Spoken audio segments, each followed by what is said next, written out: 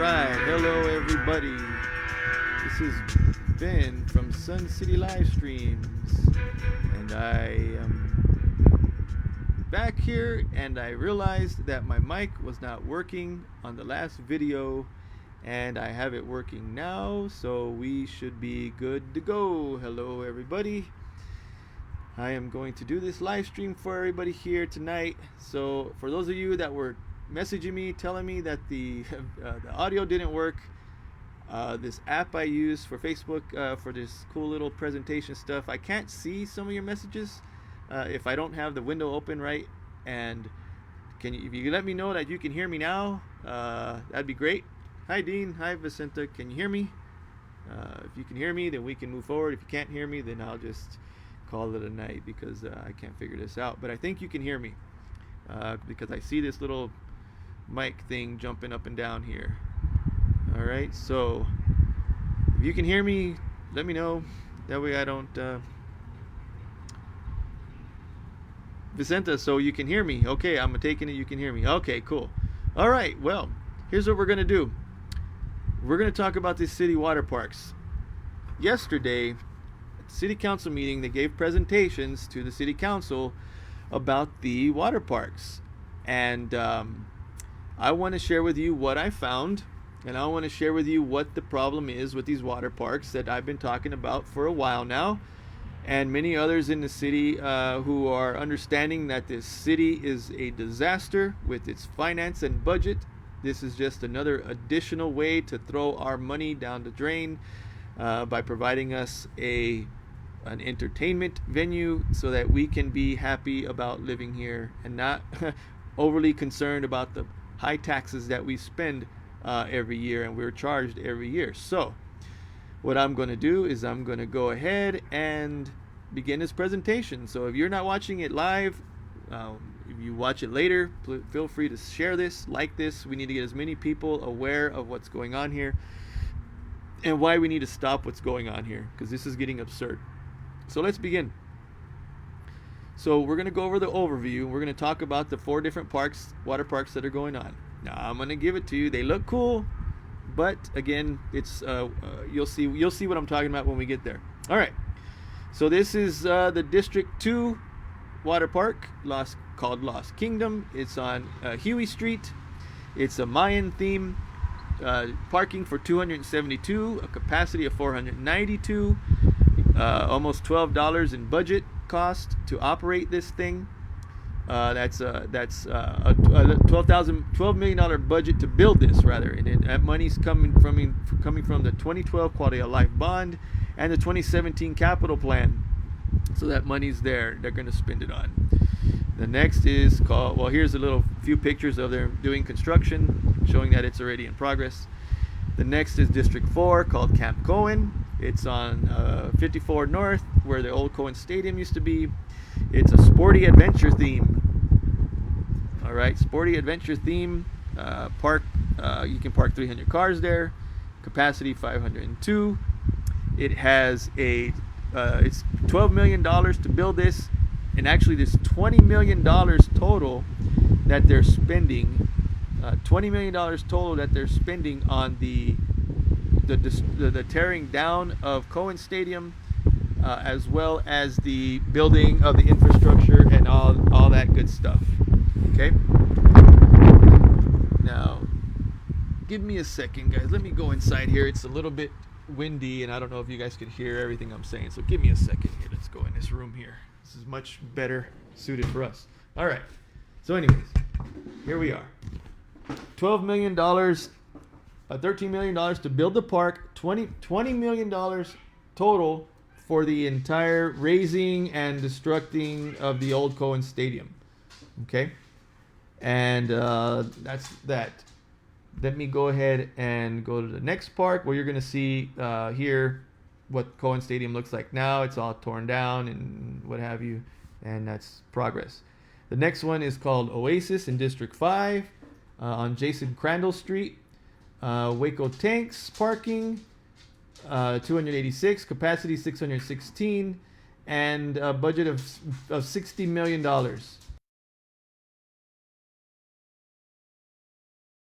And you got the 2012 quality of life bond that is paying for it, and the 2017 capital plan again is funding this park.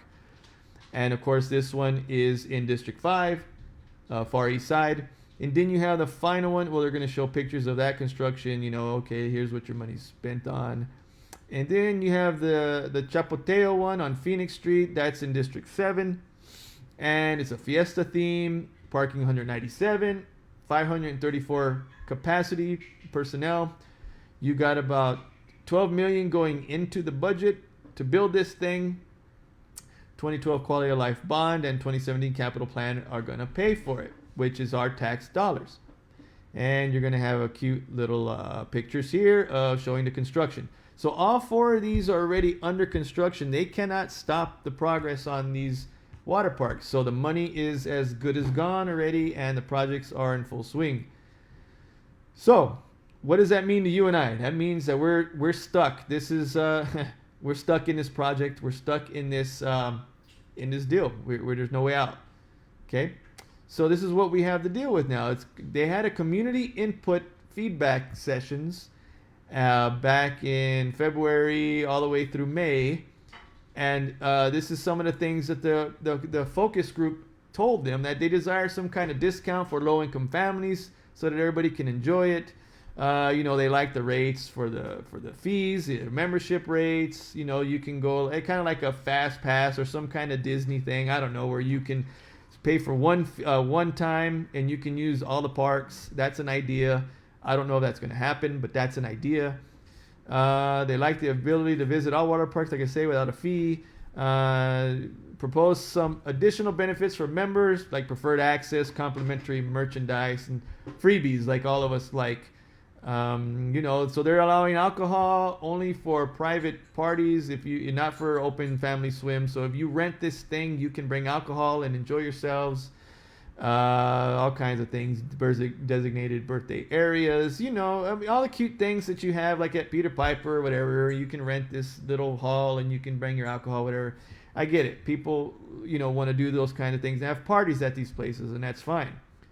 So when you look through all the ideas, and that's cute, right? I mean, all that stuff makes sense because you want to be able to use this thing for multi-purpose, multi-event kind of event having. Makes sense. But what's the most important thing to El Pasoans is this budget. The budget is always the big thing that we've got to look at, because as we know, this city council is a disaster when it comes to budgeting. They spend our money on things we don't want, and then we're the ones that turn around and have to pay a higher tax the following year and the years after, because we've allowed them to spend this money, which is what's happening right now. We allowed them to spend the 2012 quality of life bond. We passed that for $500 million, and now our taxes are through the roof. As you saw in my presentation yesterday, second highest in the city, and now we're dealing with it again. So now we have a budget here that we're going to look at, and I want you to pay attention to what it happens here. Now, this is their estimates, okay? This is the market research they did. They're averaging 9% market penetration for these water parks. So they're anticipating 46,000 people per season for each of these water parks. Okay, so do you see the district breakdown and all the breakdown of all the different parks they're predicting annually or per season? Because per season, you got to remember, it's only a few months out of the year these things are going to be open. So, you know, they're going to be shut for a big portion of the year because, of course, the winter months, nobody's going to use them. It's similar to Wet and Wild. All right, so then those numbers look great and all that. Now let's look at the revenue and expenses. Now here's where we have to pay attention, and here's where El Pasoans need to start learning about El Paso. I've been here for 40 years of my life. Many of you have been here your entire lives. You know how things work. We love brand new businesses. We love brand new sporting venues. We love brand new anything, and we go at the beginning. We love to go. We love to go, and we'll go. But when it gets old, we stop going because we've done it too many times. Okay, that's what usually happens. So if you look at this chart, it has all the 4 water parks together here, and it shows their expenses and their revenues. And you can see, for those of us who understand budgeting, whenever you see a cute little parentheses around the number, that means it's negative. That means it's a loss. So if you look at these water parks, combined, these water parks are going to lose over $1 million annually, because the expenses of all of these is well over $600,000 per park. Now you're talking maintenance, you're talking water cost, you're talking electrical cost, and you're talking salaries for the employees that need to operate these water. Also insurance. You got city insurance. They barely have the same ones that they have for the swimming pool, but you got all the things that are necessary that are required for running an operation like this. So when you look at the revenues below, the only one that hits over $500,000 is District 5.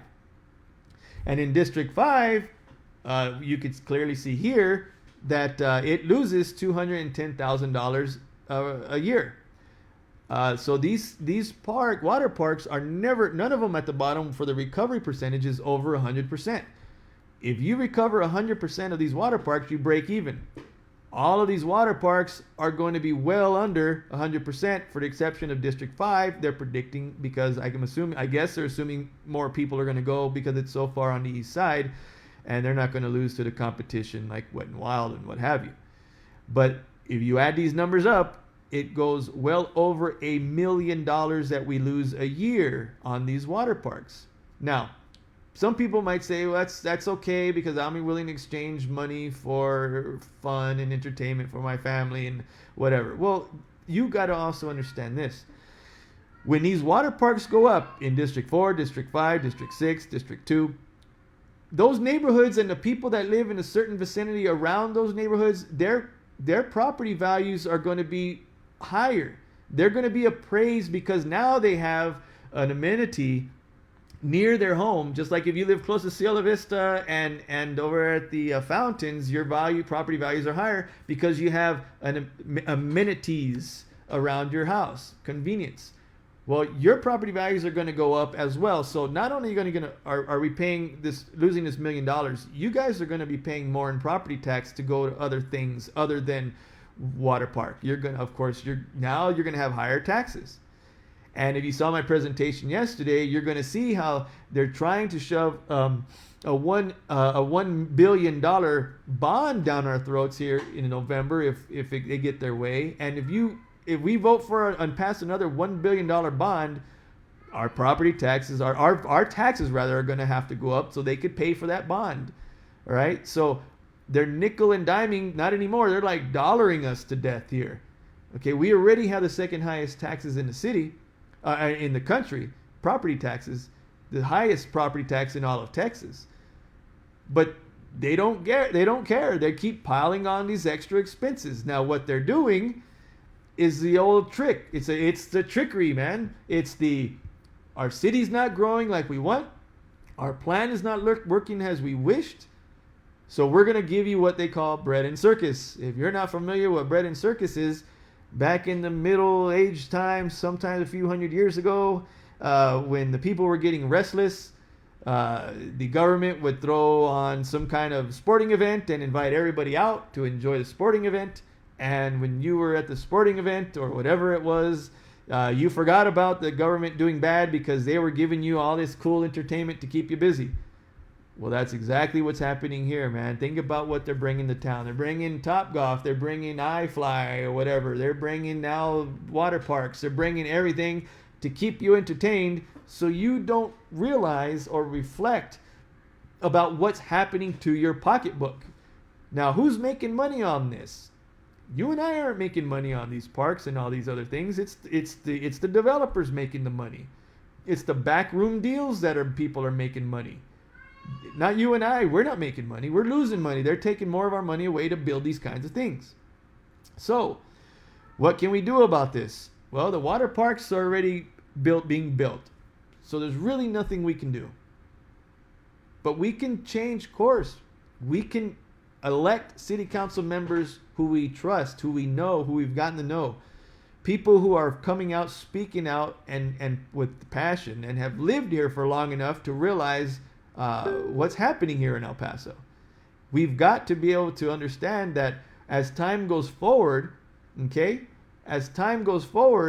we need people in office who are going to fight for the right things. Okay? So, you see the numbers here. Over $1 million lost every year on these water parks, and those are very optimistic numbers. You know how the city works. The city likes to always overestimate things. They overestimate numbers so that you guys can buy into it. So this people can buy into the idea because, oh my God, it's going to look so great. We're going to do this. We're going to do that. But understand these numbers with these expenses that we were talking about.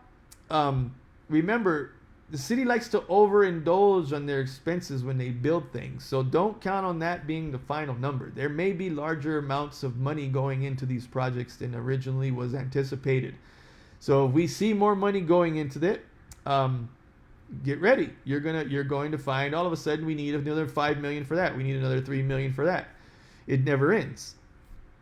But I wanted to share this with you because a lot of people didn't have time to see this, and a lot of people don't want to go through the boring city council meeting. So I thought I'd put this together for you to see exactly what's happening here. And I'll finish this up. I'll let you guys see this here. Operation and fees. These are when the operation hours are going to be for the most part when the season is available. Here's your times. You can go through that and watch the video if you want to see that. And then you have the fees, $6 for youth between 3 and 17, adults 18 to 64 are $8, and seniors are $6. And individual adults for passes are $45. They're going to have a package deal and all that. All right, so these are what's going to be offered for El Pasoans to view, to experience this water parks if you choose to use these facilities. These are what the concessions are going to have, off park. So you're going to pay, again, we're going to be paying for the staff. We're going to be paying for all the supplies. We're going to be paying for all the maintenance. We're going to be paying for all this cool stuff. Again, I think this is a cool idea, but you got to understand this is a city operation. And I'm going to say something here in a second after we go through this Fiesta Grill. This is a grill. The kind of food they're going to have at these places, snacks, cakes, whatever, pizzas, chicken burgers and whatever. Okay, so that's kind of the idea, and then it's going to go on to the marketing and stuff. But I want to tell you something though. When we look at the city as a whole bringing these kind of ideas, water parks, what El Pasoans tend to forget, and this is what these cities that are so bankrupt like ours try to do. They try to bring in revenue as if they are a business. But when you try to behave like a business and you're a city-run operation, you don't make money. You lose money. Every venture, let's talk about them. Let's look at the streetcar. One of the biggest busts we've ever had in El Paso. $97 million for the streetcar downtown. It's losing money. It's bleeding money. I have an audio clip of Peter Schwartzwein today that I'll share with you guys tomorrow about his explanation about the streetcars and what its benefit is, which is a joke. Okay, we have the streetcar. We have the Chihuahua Stadium that the city kind of partnered with Paul Foster with. That thing is bleeding money. That thing has been losing money since its inception. And this past year, it came out in the red about $250,000. So the Chihuahuas would not be afloat if it wasn't for the hotel occupancy tax, as I explained in the video, I believe yesterday. The hotel occupancy tax is we have the highest in the country, by the way. So when people come from out of town and stay in El Paso, they pay the highest tax than in any other city because that's what we do best in El Paso. Is we're the best taxing city of the country. We have the stadium. We have that. We have all these other businesses that have come to El Paso that we've subsidized that are losing money. I mean, iFly, we saw the article the other day that they are now foreclosing on their building because they are not generating enough revenue to stay afloat. So that building is already about to be foreclosed unless we come to the rescue as taxpayers, as we always do. And then we have, let's just talk about these water parks. In water parks, you're going to be losing $1 million a year with this now. So if you guys can't see, you see what's happening. And George Zavala mentions $97 million came from the state grant. And George and everybody else who continues to say it was a grant, you know what, guys? That's taxpayer money. I don't care where the money comes from. It's taxpayer money, and taxpayer money has been wasted. It might not be city money, but we paid taxes and sales tax, and all that tax money was put back in those streetcars, and that 97 million is still tax dollars that we lost. Whether the state calls it a grant or state calls it an allocation of funds from a pool of money, it's all tax money. So regardless of where that money came from, it's still tax dollars. It's still money the people are losing, whether it's from Dallas, Texas, Austin, Texas, Weatherford. I don't care where you're from. We all pay tax, and they pull from the pool, and they call it a grant, and they start giving money away, and they give money away on a failing project like the streetcar. So we have now the water parks to add another $1 million annually to that loss. So unfortunately, we're not doing smart things in this city. We need to get city council members who realize and accept the fact that we should not be running businesses like these water parks. Now, let me ask you something. If Wet n Wild has been around for years, for decades, okay? Wet n Wild has been around for decades. Do you think Wet n Wild is going to be losing money the way these water parks are losing money? They're going to lose, these water parks combined is going to lose $1 million a year. If Wet n Wild had that business plan, they would have gone under a long time ago. So, bread and circus, sure. Give me a water park. Yeah, whatever. Give me a water park so that I can go enjoy myself and forget about the high taxes that I pay that I could be using on my family and maybe remodeling my house, maybe, going out to dinner with my family or going on a vacation, or maybe buying a new car or something that I can show for. But no, instead we give a lot more money to taxes, and they take food off our table with every new venture that they come up with. Now, as I said in the presentation yesterday, if you watched it, that $1 billion bond is coming out. And if you saw my chart from 2012 of how once that quality of life bond in 2012 kicked in, our tax rate in El Paso City jumped up 34% over 7 years. And that's on a $500 million $500 million bond. Now, when you look at the $1 billion bond that's coming up, they're going to sell it to El Paso, and we've got to stop it. They're going to sell it as, we want streets, we're going to give you streets. You want police, we're going to give you police. We're going to give you everything you want in this huge $1 billion bond. And that's going to take our debt up to $2.8 billion roughly now for El Paso. And how do you think that money is all got to be paid back with tax dollars?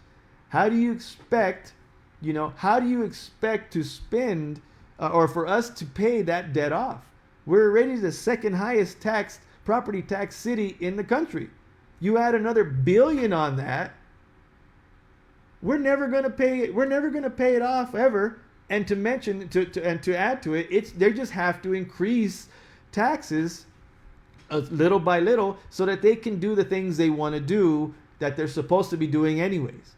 So what we are seeing, guys, with this new bond, $1 billion bond that we're having, is the direct result of what they call kicking the can down the road. We were complaining about roads for years. We've been complaining about roads. And what have they done? They've ignored it till now they realize the people are complaining louder than ever. And they have no choice now because the roads are falling apart. They're literally falling apart. You can go down any neighborhood and see the roads falling apart. So they have no choice now but to confront it. And that's why now they have to have a $1 billion bond to pay for it. And now we're suffering. This is what happens when you kick the can down the road and you don't take care of the things you're supposed to take care of first. And I constantly hear my friend George Zavala, and George here is the ADA champion for El Paso, for the folks with disabilities. He's so worried that they're going to be cutting his budget, the $500,000 budget that they have for taking care of street curbs, so you can take the ramps for those who are in wheelchairs and what have you. And he's very right. He should be worried that they're going to cut that budget any given year because they don't take care of the people first. They take care of the developers first. They take care of the contractors first, their rich buddies first, and then we come second. And that's why you have neighborhood water parks, because the people of El Paso want entertainment and water parks, you got it. Yeah, but at whose expense? The city's not gonna. These developers are the ones making the money. We're the ones taking the hit. So there's the presentation, guys. I hope you guys can share this with your friends and your families. Let me go back to the numbers one last time so you could see exactly what the point was of this presentation. I wanted you to see the budget, and here you see it here. The biggest loser is District 2's Lost Kingdom, according to their numbers. And their numbers show a $269,000 annual loss. And the big winner is actually the District 6. Looks like they have the biggest annual loss at $310,000. But it doesn't matter. Combined, El Paso, we lose $1 million a year on these water parks. Just so that we can stay entertained and not charge the city council with our pitchforks and our torches, which is what we should be doing. Guys, it's a joke what the city council is doing to us. They figure if they give us pretty shiny things that it'll hold us off and keep us happy. But some of us aren't as stupid as they think. Some of us realize what's going to happen in the future and how expensive this place is going to be. Yeah, you know, your house might be affordable, and you get all these cute little surveys or these numbers coming out every year that says, oh, El Paso is the cheapest place to live. It's not, guys. When you compare it to our salaries and our expenses and how much tax we pay here, we're not the cheapest place. In fact, San Antonio is looking more attractive now as far as quality of life and cost of living goes. So if you want to call, like the city likes to call it, quality of life, well, I ask you, when you get your tax bill or when you pay your mortgage every month and you see it continuing to tick up, and for those of you who don't own a house, this affects you too. When you see that rent go up $50 extra, when you see, you know, the all that stuff increase, the rent, if you're renting an apartment or house, or you own a house, you see that property tax bill go up every year.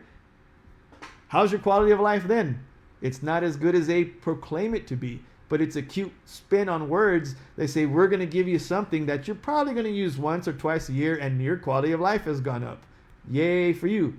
But meanwhile, the people who are really having a great quality of life are the Fosters, are the Hunts, are the ones that are making all the money, and all the developers. They're having a great quality of life because they're the ones that are collecting all of our tax dollars.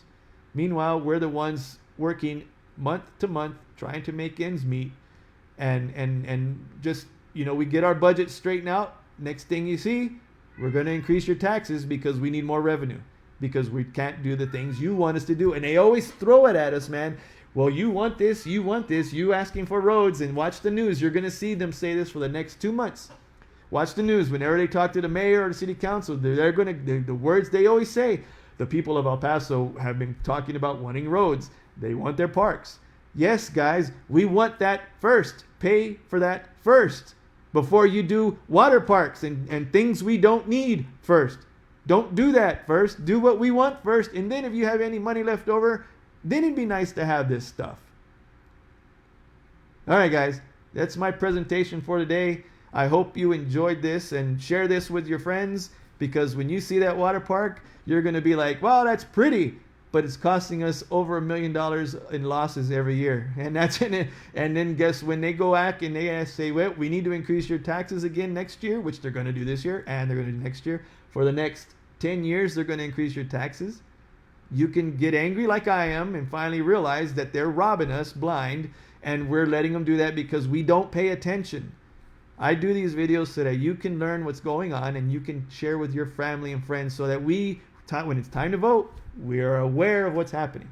We can change this, guys. We can change this. There's many people screaming out in the wilderness, but we're starting to get some traction. The city knows it. And so they're going to try to cram all this stuff down our throats before we make them aware. They're not fools, man. They know that what we did with Lost Dog Trail, the way we saved Lost Dog, that when the people get moving, we can really make a difference. So again, thanks for watching. I'm going to go ahead and sign off here. I appreciate it. Feel free to share with as many people as you want. Let as many people know as you can, so that we can make this city better than what it is and get these crooks out of our council. All right, guys, have a good night. Thank you for watching. Ben from Sun City Livestreams. Have a great night, guys.